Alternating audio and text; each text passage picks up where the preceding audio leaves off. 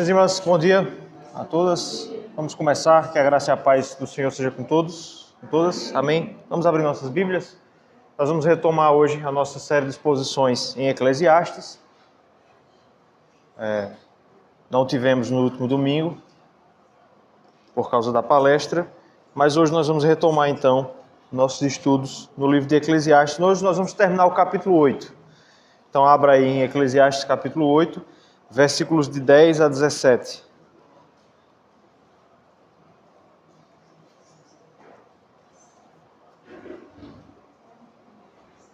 Eclesiastes, capítulo 8, versos de 10 a 17. E a partir de agora, irmãs, nós vamos entrar na última parte do livro de Eclesiastes. Ele é dividido em 3 grandes blocos, a respeito dos quais eu já falei algumas vezes. E agora, finalmente, depois de tantos e tantos textos, digamos assim, a um primeiro momento desagradáveis que nós lemos aqui, Salomão vai começar a nos dar as notas de esperança dentro desse livro aí, que nos ensina a vivermos aqui debaixo do sol. Então, Eclesiastes capítulo 8, versos de 10 a 17, todas encontraram? Amém? Vamos ler de forma alternada? Eu lerei o versículo 10, vocês o 11, assim até o 17. O título proposto é As Desigualdades na Vida. Assim, também vi os perversos receberem sepultura e entrarem no repouso, ao passo que os que frequentavam o lugar santo foram esquecidos na cidade onde fizeram o bem. Também isto é vaidade.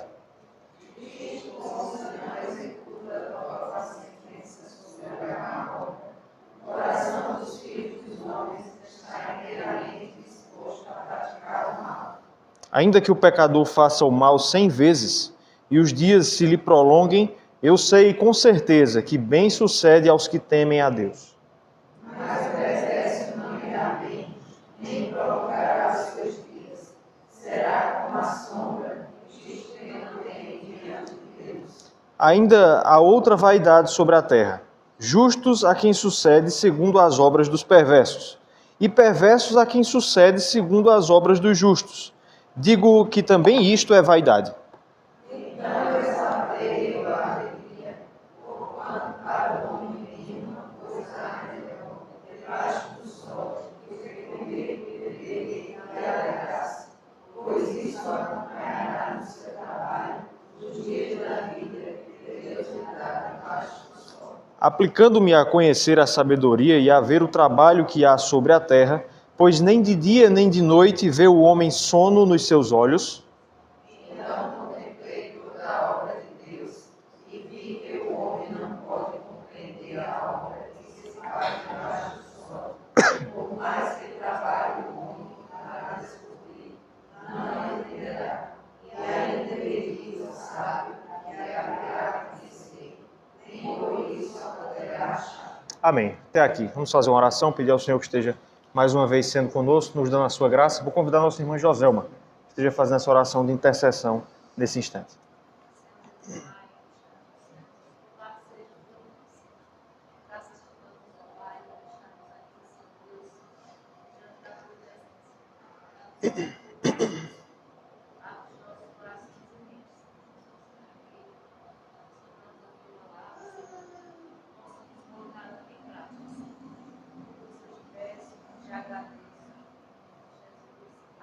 Amém. Irmãs, o primeiro filme que eu tive a oportunidade de ver no cinema foi no ano de 2002, lá na cidade de Rondonópolis, no Mato Grosso. O filme se chama, e alguns de vocês já devem ter ouvido falar, O Amor é Cego. Vocês já devem ter assistido, algumas de vocês devem ter assistido esse filme. É uma comédia romântica, e eu me lembro que eu assisti no cinema lá. Conta a história de um indivíduo que tinha um sério problema de nutrir na sua vida sentimental um padrão de aparência física. Ele buscava mulheres que tivessem um padrão físico inatingível, e por isso o rapaz, personagem principal do filme, não conseguia desenvolver nenhum tipo de relacionamento duradouro, profundo. E aí ele conta, tem uma cena do filme em que ele fica preso dentro do elevador com uma espécie de terapeuta, não sei exatamente o que o rapaz era, e ele começa a contar esse problema para aquele rapaz, dizendo a ele que ele tinha um alto padrão de exigência quanto às mulheres. E aí o terapeuta coloca a mão sobre a cabeça dele e faz ali uma espécie de procedimento. E a graça do filme, o que há de engraçado no filme é que a partir daquela cena, ele desenvolve um certo problema, entre aspas, de visão.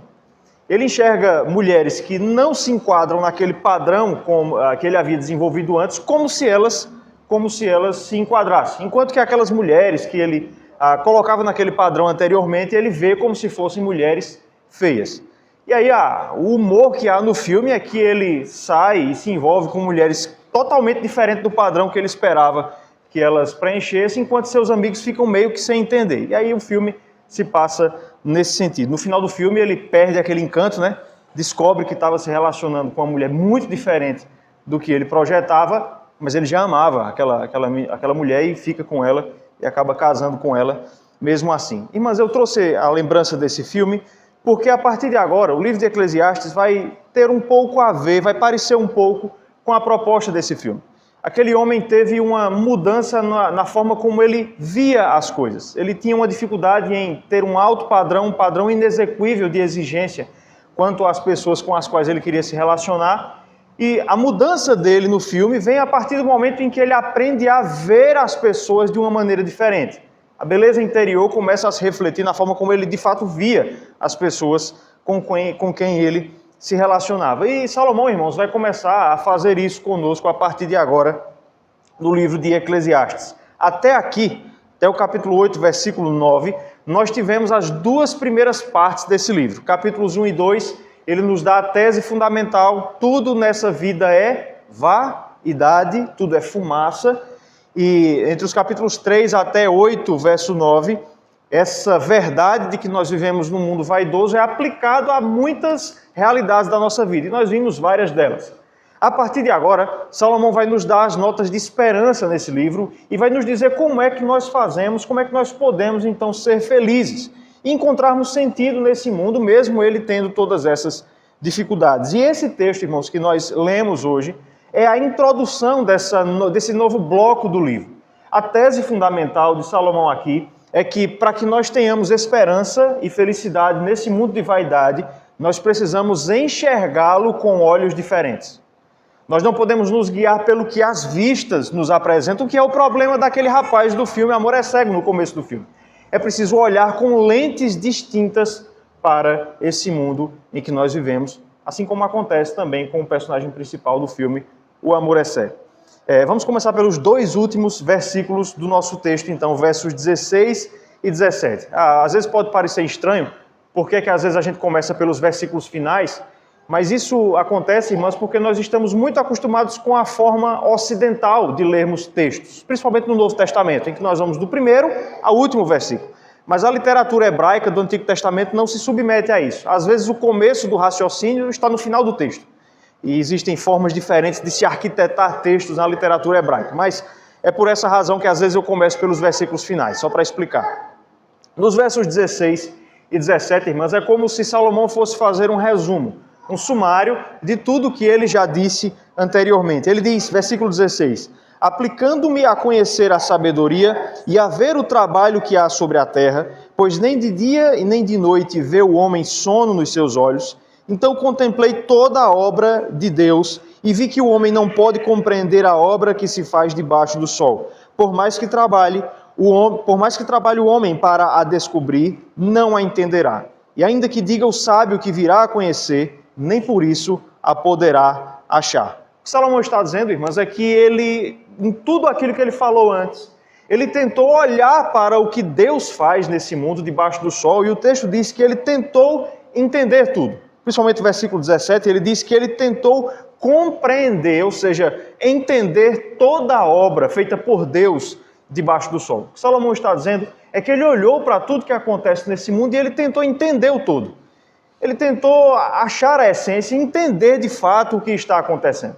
Mas ele diz aí, versículo 17, que ele não conseguiu fazer isso. Ele viu que acontece muita coisa nesse mundo em que nós vivemos debaixo do sol. Ele tentou entender, tentou dar um sentido, uma explicação total para tudo que acontece, e ele não conseguiu. E o interessante, irmãs, é que no versículo 16, Salomão vai dizer que ele não é o único que tenta fazer isso.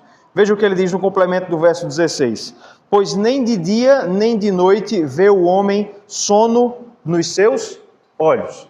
O que ele está dizendo é que nós, seres humanos, também tentamos entender as coisas que acontecem nesse mundo. E às vezes, nessa ânsia de tentar entender, nós perdemos o sono. É ou não é verdade? Você não perde horas de sono na cama tentando entender coisas que você ainda não consegue entender? Nós fazemos essa investigação, nós tentamos entender o todo, mas Salomão já nos diz de antemão que ninguém de nós conseguirá entender de fato tudo o que está acontecendo nesse mundo. Aliás, ele está aqui repetindo, irmãos, algo que ele já disse no capítulo 3, versículo 11. Volte aí para Eclesiastes, por favor, capítulo 3, versículo 11. Quando Salomão já havia nos dito que Deus não permite que nós vejamos o todo desse mundo, tudo que está acontecendo nessa terra. Capítulo 3, verso 11. Tudo fez Deus formoso no seu devido tempo. Também pôs a eternidade no coração do homem, agora, sem que este possa descobrir as obras que Deus fez desde o princípio até ao fim. Deus fez esse mundo misterioso para nós. Nós não conseguimos ver todas as coisas, nós não conseguimos abranger o todo e entender o todo naquilo que nós investigamos no mundo. A visão que nós temos, irmãs, desse mundo e da vida é uma visão parcial dos fatos. Essa é uma das razões, irmãs, abrindo um parênteses aqui, pelas quais nós devemos ter muito cuidado e sermos lentos em proferir julgamentos na nossa vida. É claro que julgamentos devem ser feitos. Aliás, o sermão do domingo passado fala sobre um julgamento. Há pessoas que devem ser julgadas como porcos e como cães. Julgamentos devem ser feitos nesse mundo, mas nós devemos ter paciência em fazer. Por quê? Porque a nossa visão dos fatos é parcial. Você não consegue aprender a verdade como um todo. Você consegue aprender algo verdadeiro. Você consegue saber quando algo é mentira ou é verdade. Mas nós não conseguimos aprender o todo. A nossa visão é parcial. Um comentarista do livro de Eclesiastes, chamado Derek Kidner, ele diz o seguinte, abre aspas, a longa história das filosofias do mundo, cada uma por sua vez denunciando as omissões de suas predecessoras, torna isso mais do que claro. Essa é a razão, irmãs, pela qual nós como cristãos não costumamos abraçar nenhum tipo de filosofia totalmente.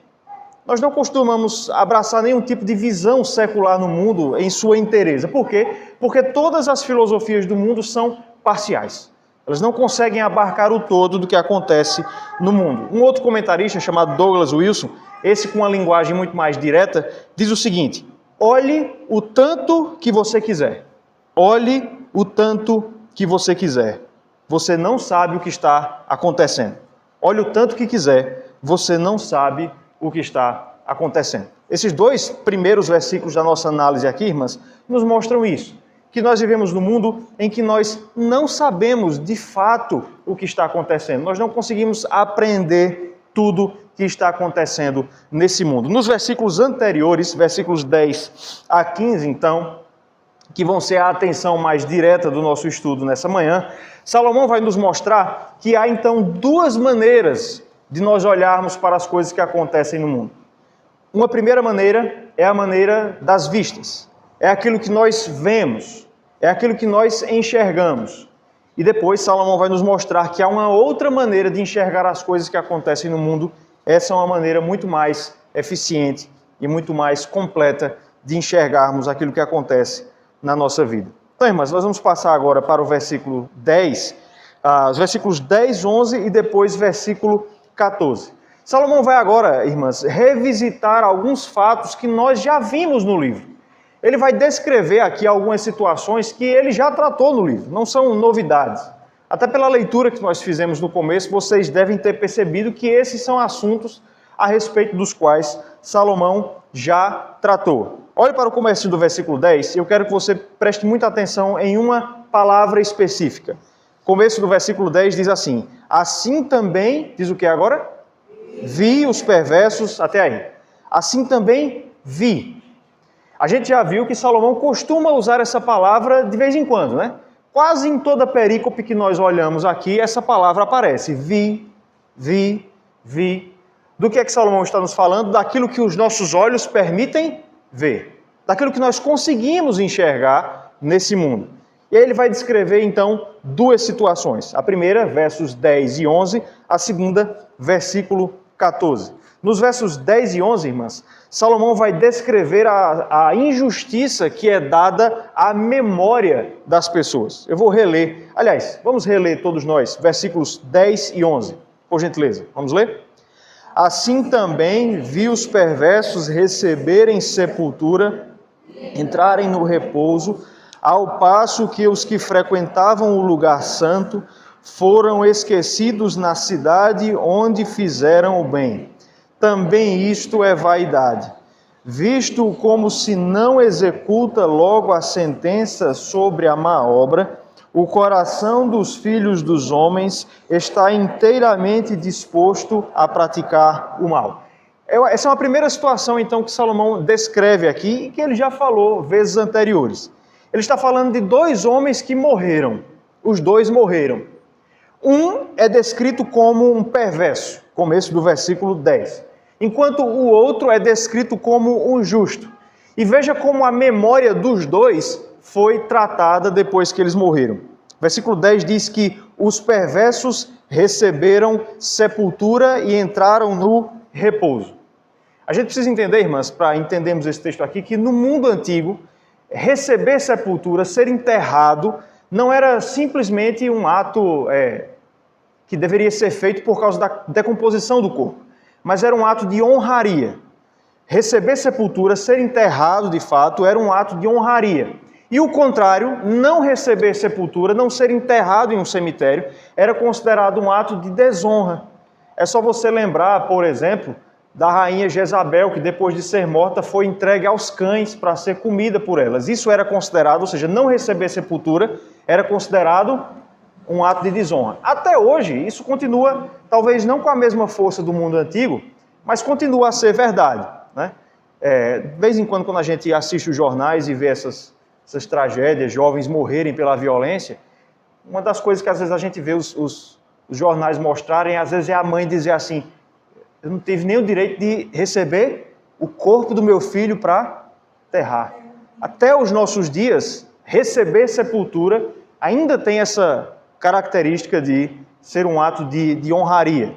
O que o texto está dizendo é que um homem ou homens perversos que viveram na impiedade receberam sepultura. Ou seja, foram honrados. Eles passaram a vida inteira praticando o mal e quando morreram, foi o que a sociedade fez? Louvou esses homens. É muito atual, não é? Acontece bastante de o indivíduo parece que há uma beatificação pela morte. Né? Uma beatificação cultural. O indivíduo morreu e todos os seus defeitos parece que imediatamente desaparecem. Mas muitas vezes é difícil a gente lidar com esse aspecto da cultura porque a gente não quer ser insensível, né?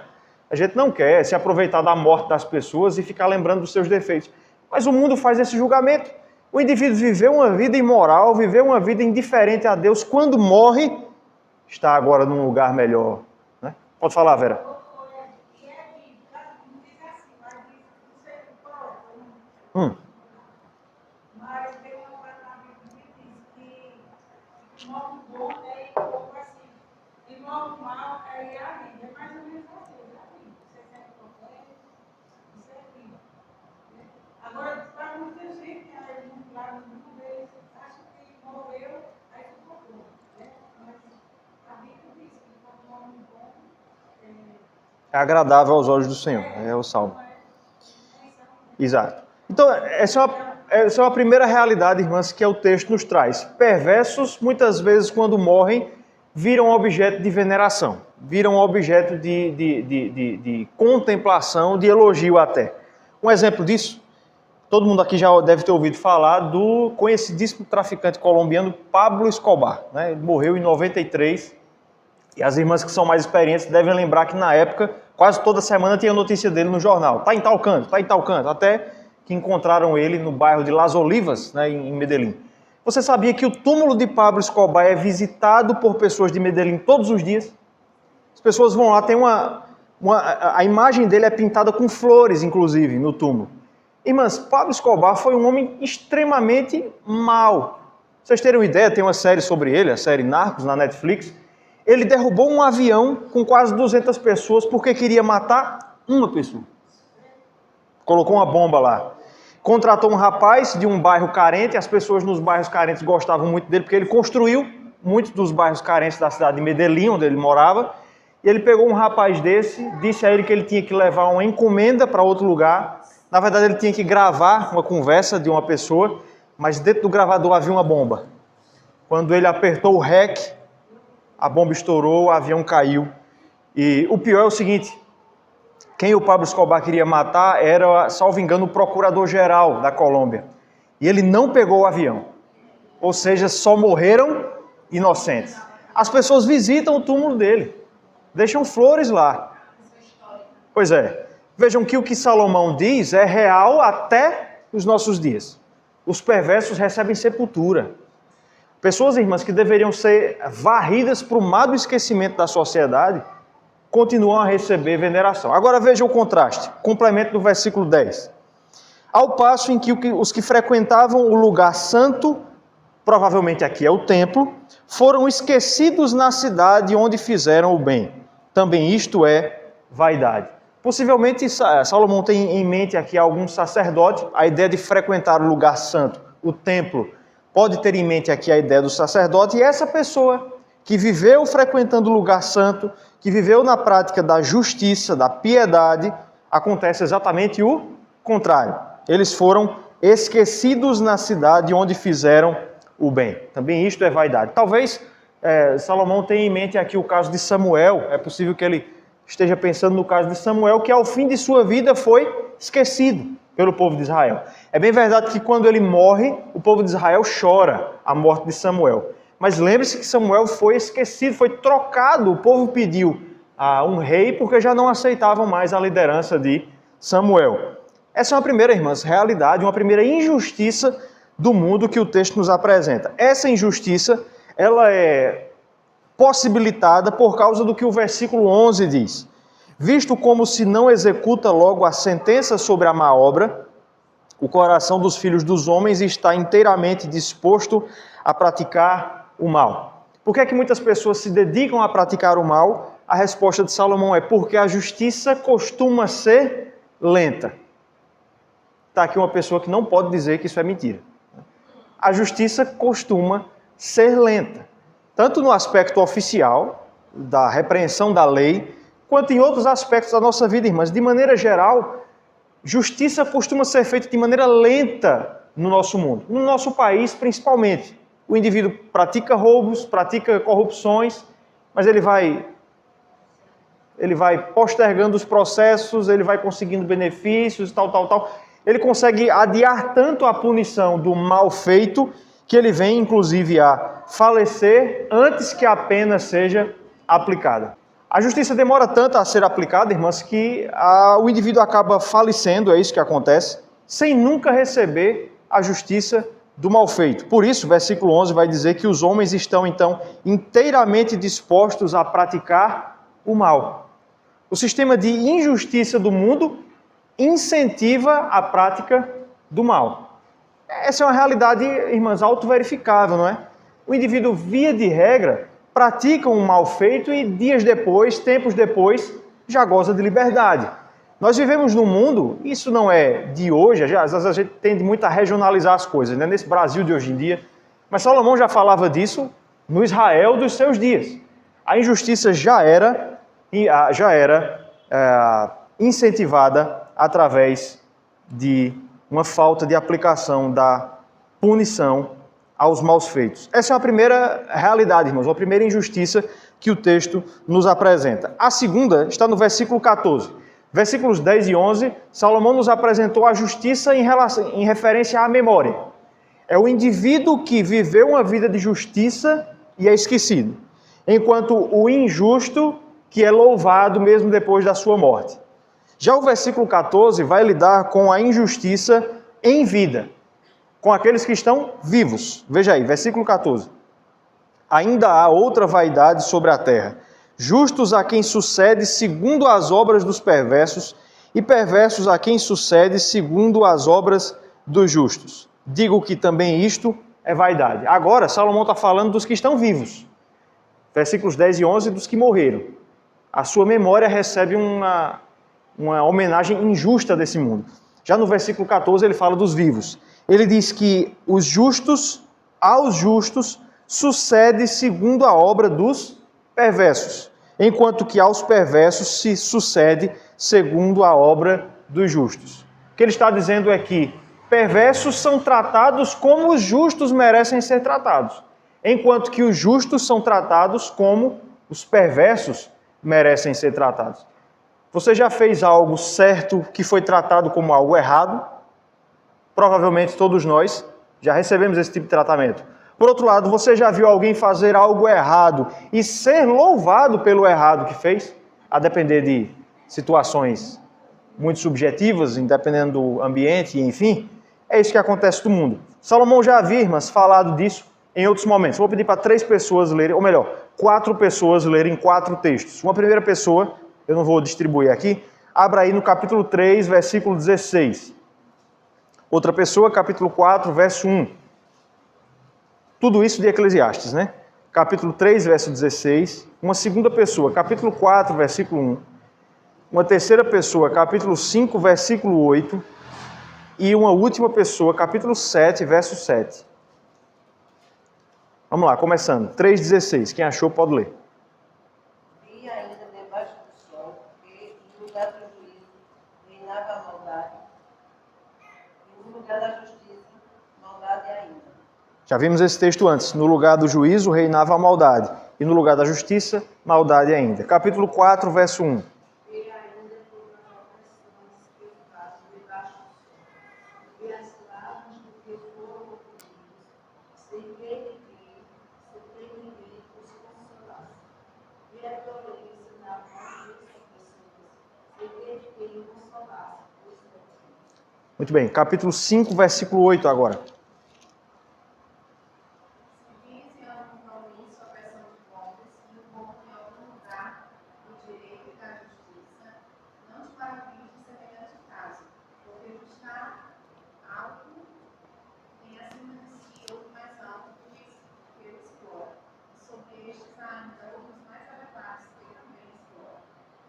Muito bem, capítulo 7, verso 7 agora. Verdadeiramente a opressão faz enlouquecer até o sábio, e o suborno corrompe o coração. Perceberam aí? Já 4 vezes Salomão tinha falado sobre isso. Essa é a 5ª vez que ele fala sobre tratamento invertido nesse mundo.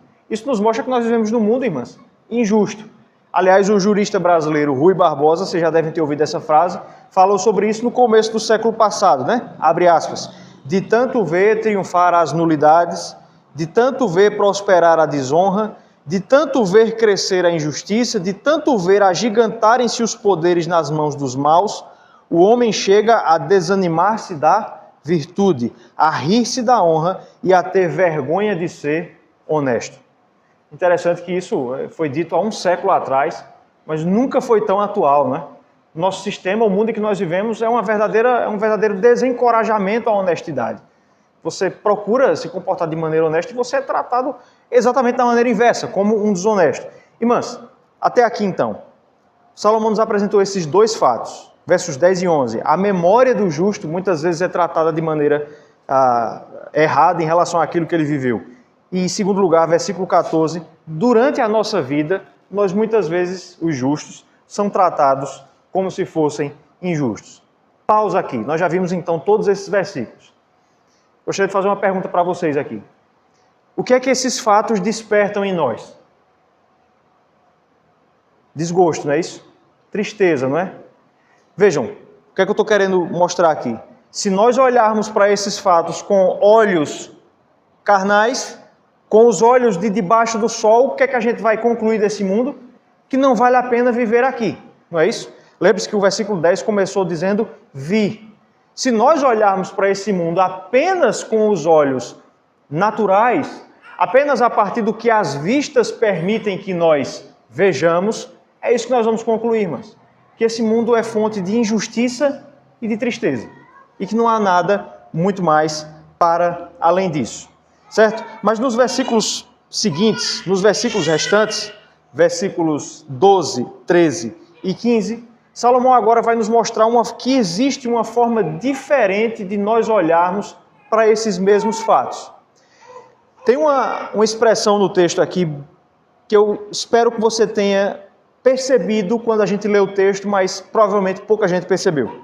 Veja o comecinho do versículo 13, Aliás, eu estou no capítulo 5, por isso que eu não achei aqui. Capítulo 8, versículo 12. Veja o que o versículo 12 diz. Ainda que o pecador faça o mal 100 vezes e os dias se lhe prolonguem, veja o que ele diz agora. Eu sei com certeza que bem sucede aos que temem a Deus. Veja a expressão que ele usou. Eu sei com certeza. Por que é que eu quero que você preste atenção a essa expressão? Porque até aqui, Salomão nunca usou essa expressão. É a primeira vez que ele a usa. Até aqui, qual era a expressão que ele vinha usando quando queria dizer que descobriu algo? A gente falou dessa palavra há pouco. Vi. Mas percebeu que agora ele não disse a palavra vi, ele disse eu sei com certeza. Já vimos isso em algum lugar, não? Certeza a despeito do que se vê. Como é que o Novo Testamento chama isso? Fé. Abra sua Bíblia em Hebreus capítulo 11, verso 1. Hebreus capítulo 11, versículo 1. Pode deixar marcado de Eclesiastes aí, mas é um versículo muito conhecido. Quem achar pode ler, por favor. Hebreus 11, 1. Ora, a fé é a certeza de coisas que se esperam, a convicção de fatos que se não veem. Fé é certeza de coisas que ainda não estão conosco, que ainda se esperam. E também a certeza, a convicção de fatos que não podem ser vistos. Por isso, Salomão emprega essa mudança de linguagem. Ele agora vai falar, irmãs, nesses versículos que faltam, de fatos que ele concluiu não a partir do que ele viu, mas a partir do que ele crê. Do que ele crê. Na Escritura, irmãs, fé está sempre associada a ter certeza a despeito do que se vê. Por exemplo, o Senhor Jesus Cristo disse que mais bem-aventurados são aqueles que, não tendo visto, creram. Naquele episódio em que Tomé pede para ver e diz que só creria se visse. É nesse contexto que Jesus diz que muito mais bem-aventurados são aqueles que, não tendo visto, creem. E é desse fato que Salomão vai falar agora para nós. O pastor presbiteriano Emílio Garofalo Neto diz o seguinte sobre esse tema, abre aspas. A sabedoria nos chama a andar por fé e não por vista. Biblicamente, a fé é algo muito interessante. Tem a ver com a certeza das coisas que não vemos. Nós acabamos de ler isso no livro de Hebreus. Está ligada a crer no que é dito por testemunho confiável. No caso, o testemunho do próprio Deus em sua santa palavra.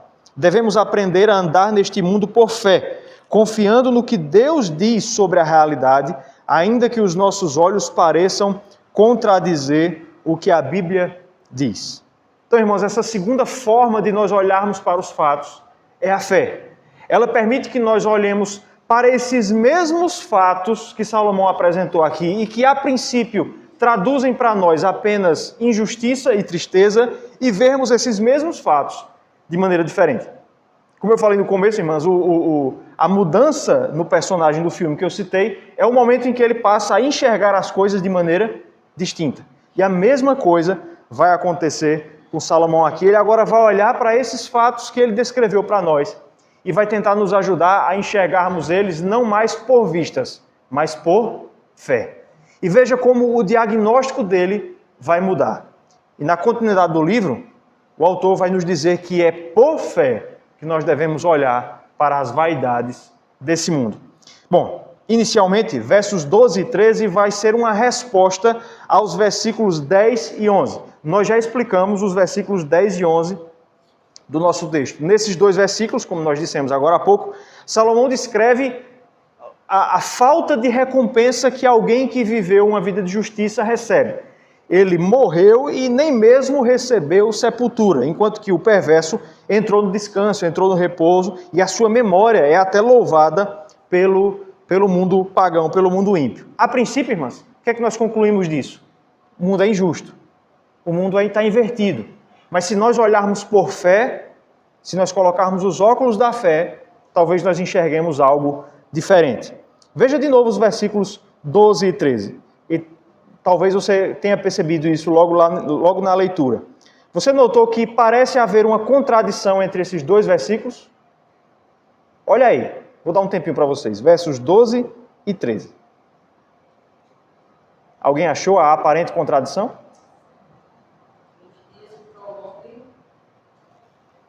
Isso. Os dias se prolongam ou não se prolongam? Verso 12. Ainda que o pecador faça o mal 100 vezes e os dias se lhe prolonguem, eu sei com certeza que bem sucede aos que temem a Deus. Mas o perverso não irá bem, nem prolongará os seus dias. Será como a sombra, visto que não teme diante a Deus. Será que nós encontramos finalmente uma falha na Escritura que derruba toda a nossa fé? Com certeza não. A aparente contradição aqui, no verso 2, ele diz que o ímpio prolonga seus dias, e no verso 13, ele diz que o ímpio não prolongará os seus dias, irmãos. Essa aparente contradição que nós encontramos aqui é resolvida se nós tivermos em mente que o autor está lidando com dois pontos de vista diferentes. No versículo 2, o ponto de vista dele é debaixo do sol. Preste muita atenção nisso. No verso 12, o ponto de vista do autor é debaixo do sol. Debaixo do sol, ímpios conseguem prolongar a sua vida. É verdade isso.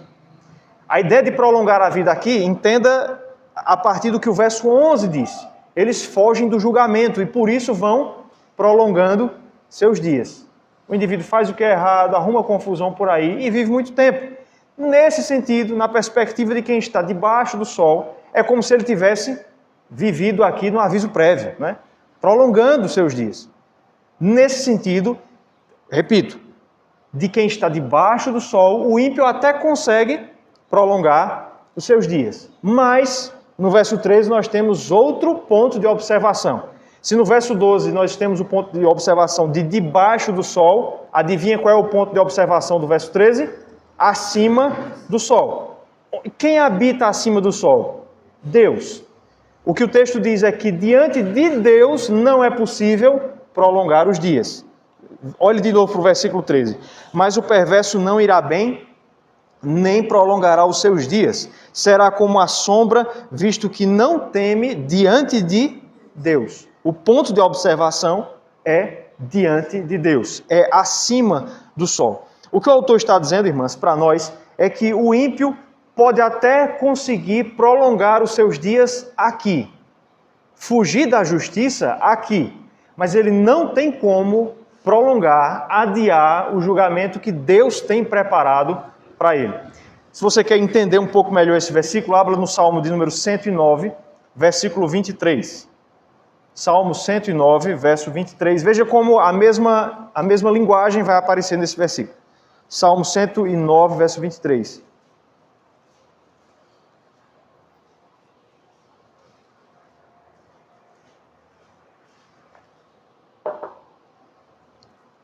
Salmo 109, 23 diz: vou passando como a sombra que declina.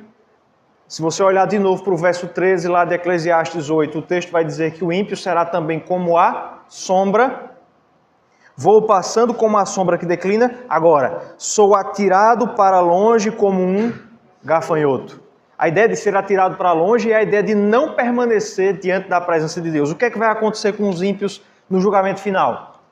Apartai-vos de mim, como um gafanhoto, julgados. Não tem como fugir da data desse julgamento. Mas veja como quando nós olhamos com os olhos da fé, o quadro muda. Você conseguiu perceber isso? Se nós olhamos com os olhos das vistas, o ímpio não é punido nesse mundo. Não há justiça nesse mundo. Se nós olhamos com os olhos da fé, não tem como ele fugir do julgamento de Deus. Irmãs, às vezes e é lícito nós fazermos esse tipo de questionamento, nós nos perguntamos por que Deus demora para aplicar a justiça? Por que Deus parece ser complacente com a perversidade no mundo? Por que Ele não castiga no tempo que nós queremos? Quem fez esse questionamento ao Senhor Jesus Cristo foi Tiago e João, né? Os irmãos. Quando Jesus é rejeitado pelos samaritanos, eles propõem que Cristo pedisse que descesse fogo dos céus contra os samaritanos, né?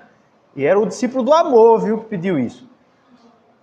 nós temos essa ânsia de vermos justiça ser feita agora. E às vezes nós não entendemos porque Deus parece se demorar. Se você quer encontrar uma resposta para isso, abra sua Bíblia aí rapidinho, no livro do profeta Malaquias, capítulo 3. Malaquias, capítulo 3. Apenas o versículo 18. Antes de nós lermos, lembre-se que o contexto aqui era exatamente o mesmo. Os judeus estavam se reclamando diante de Deus porque ele parecia demorar para aplicar o castigo sobre os ímpios, no caso aqui os persas. Veja como Deus responde. Malaquias 3,18. Então vereis outra vez a diferença entre o justo e o perverso, entre o que serve a Deus e o que não serve. Por que Deus às vezes se demora, entre aspas, para efetuar julgamento? Porque ele quer estabelecer uma diferença clara entre o justo e o injusto, entre o que serve a Deus e o que não serve. Me responda uma coisa, se Deus fizesse justiça no tempo que nós queremos, como é que a diferença entre o justo e o injusto ficaria clara? Começou a perceber como é diferente olhar com os olhos da fé? Talvez ele nem praticasse o suficiente para com nossos olhos naturais ver. E talvez até a gente achasse Deus injusto. Mas não fez nem tanta coisa, né? Muito bem notado, muito bem notado. É por isso, veja, se nós olhamos com os olhos de debaixo do sol, injustiça.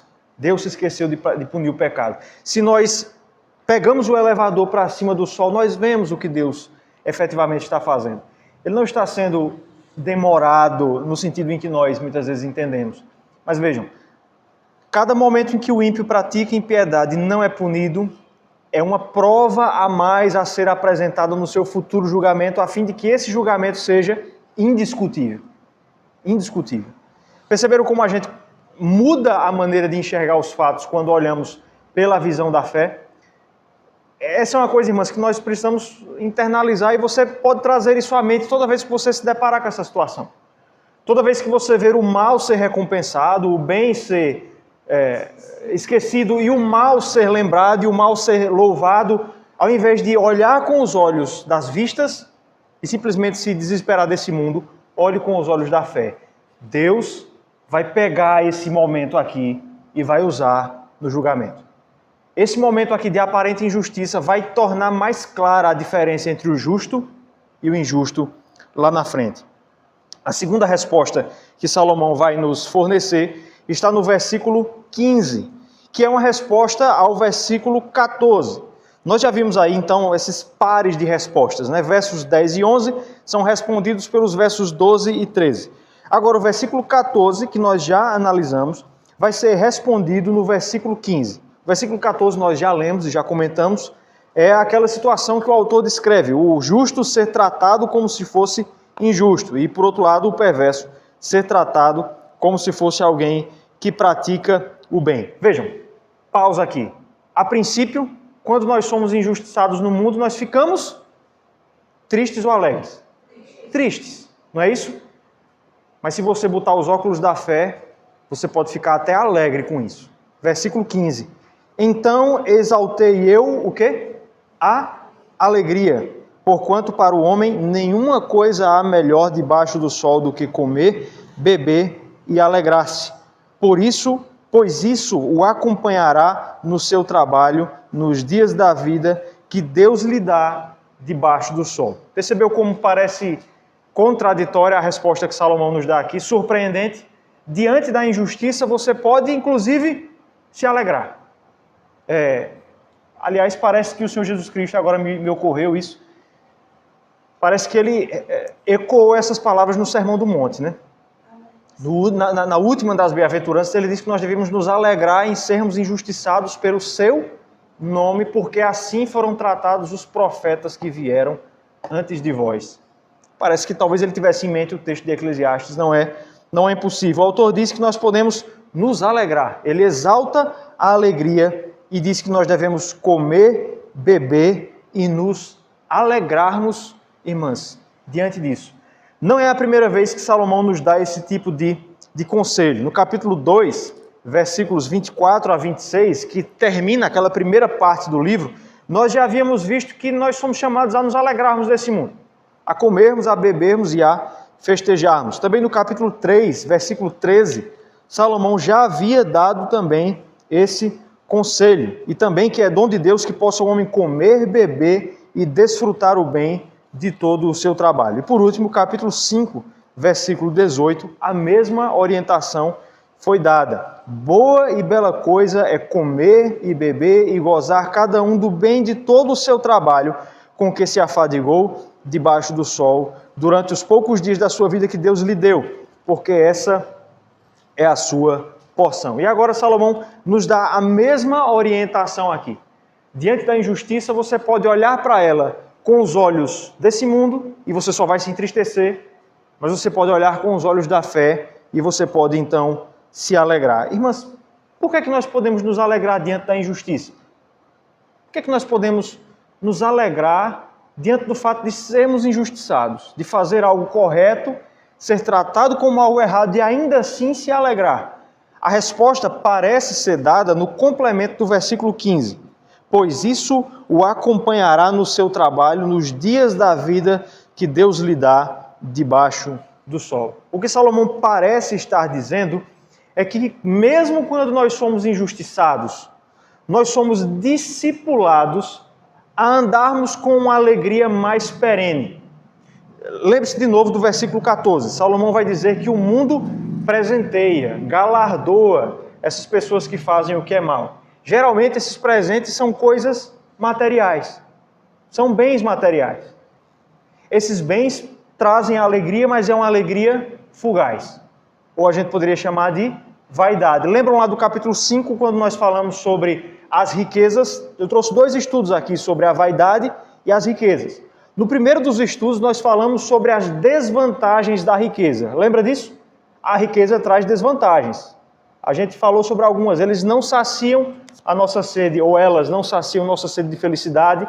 Elas atraem parasitas. Lembra disso? Salomão disse isso, que quanto mais você tiver, mais pessoas você vai ter para alimentar. E por último, Salomão vai dizer aquele provérbio, né? O indivíduo que a fartura não permite que o rico durma. Lembra desse provérbio lá? Literalmente a barriga cheia. Riquezas até trazem alegria para o nosso coração num primeiro momento, mas essa alegria prontamente se esvai. Desaparece como fumaça, como vaidade. Mas vejam, quando nós somos injustiçados, quando nós somos tratados de maneira injusta nesse mundo, irmãs, de alguma maneira, Deus vai nos ensinando a nos apegarmos a uma forma de alegria mais perene. Por isso o texto diz que essa alegria nos acompanha todos os dias da nossa vida. Às vezes a gente costuma olhar as coisas, como eu estou dizendo aqui, pelos olhos desse mundo. E você muitas vezes se lamenta por não ter eventualmente mais bens materiais. Mas pense da seguinte maneira: será que se Deus não te desse mais, você não se tornaria mais dependente desses bens e dessas oportunidades e por isso não teria alegria real? Se olharmos, irmãs, pelos olhos da fé, a gente pode até mesmo considerar a escassez de bens materiais como fonte de alegria, já que nós aprendemos a nos apegarmos a uma alegria mais perene. Se você abrir a sua Bíblia aí no livro de Deuteronômio, peço que você abra lá, Deuteronômio capítulo 14, versículo 26, nós vamos ter a mesma ideia que Salomão evoca no livro de Eclesiastes aqui nesse texto. É interessante, irmãs, que aqui nesse texto de Deuteronômio, Moisés está advertindo quanto à necessidade de que o povo de Israel entregasse seus dízimos aos levitas. Inclusive ele diz aí que o dízimo era entregue em alimentos e animais, no Antigo Testamento, e a lei dizia que se você não conseguisse levar aquelas coisas até Jerusalém, você poderia vender, pegar o dinheiro e entregar animais que fossem comprados na cidade de Jerusalém. Então o contexto do texto é esse aqui. Veja o versículo 26. Esse dinheiro, Deuteronômio 14, 26. Esse dinheiro dá-lo-ás por tudo o que deseja a tua alma, por vacas, ou ovelhas, ou vinho, ou bebida forte, ou qualquer coisa que te pedir a tua alma. Veja agora, come-o ali perante o Senhor teu Deus e te alegrarás, tu e a tua casa. Já a lei já nos dizia que há maior alegria em dar do que em receber. Os israelitas foram ensinados disso. de que quando eles dessem, quando eles sustentassem a casa de Deus, aí sim é que eles teriam alegria diante do Senhor. O apóstolo Paulo, irmãs, replicou esse entendimento no livro de Atos. Abra aí em Atos capítulo 20, verso 30. Livro de Atos, capítulo 20, no versículo 30.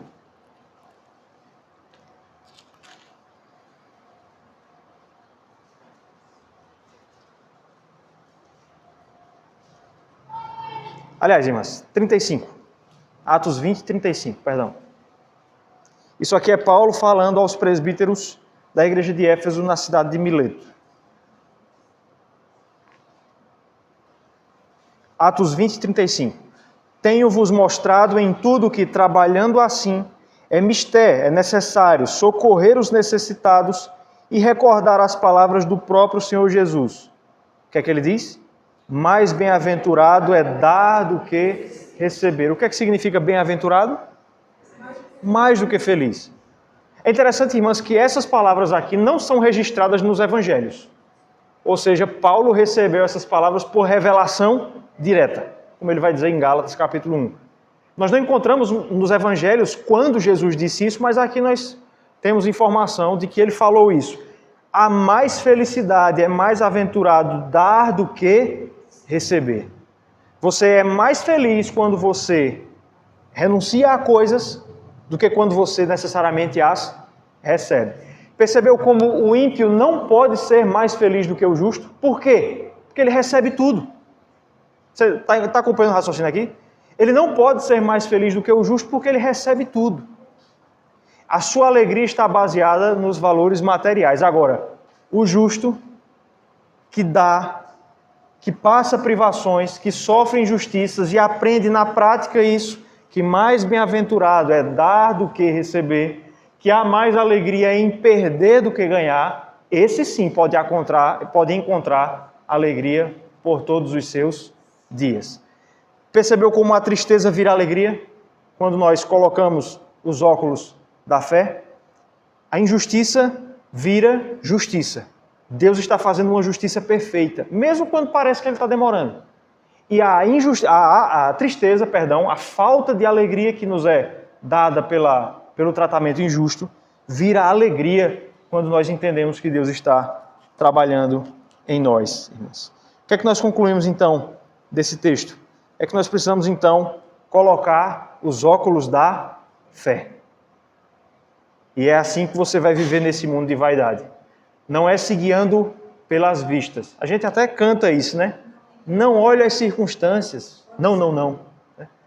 Olha o seu amor, não me guio por vistas. E aí qual é o complemento? Alegre estou. Olha só. Não me guio por vistas. Se você quer viver nesse mundo, irmãs, se vocês querem viver nesse mundo, podendo passar por essas vaidades e por tudo isso que esse mundo traz, não vai deixar de ser difícil. Não vai deixar de haver lágrimas e vales e etc. Mas a maneira de passar por isso com alegria é utilizando os óculos da fé. Por isso que no capítulo 9, Salomão vai dizer, lança teu pão. Às vezes a gente quer reter o pão, né? A gente não sabe o que vai acontecer. Será que eu faço esse investimento? Será que eu faço isso? Se não vier o retorno, lança o teu pão. Crê, lança o teu pão. Porque no tempo certo você vai colhê-lo. Versículo 9 a gente vai ver isso. Pode falar. Jó, quando ele diz que todas aquelas circunstâncias, que no momento ele não é de grande sofrimento, ele diz, mas eu tenho certeza que o meu Redentor vive. Isso. Os olhos da fé, né? A respeito disso tudo que está acontecendo, mas uma coisa assim, o meu Redentor vive. É uma expressão de fé que a gente... É verdade. E a gente está vivendo alguns dias, irmãs, em que é a única opção que nós temos. Porque se você olhar para o mundo como ele está por vistas, né, lá vem a variante Omicron. Lá vem lockdown. Se você olhar por vistas, tomara que não venha, estou falando isso aqui brincando, né? Mas se nós olharmos por fé, aí a gente pode entender que o Senhor está fazendo algo que nós não entendemos. Pode falar, Vera, pode falar.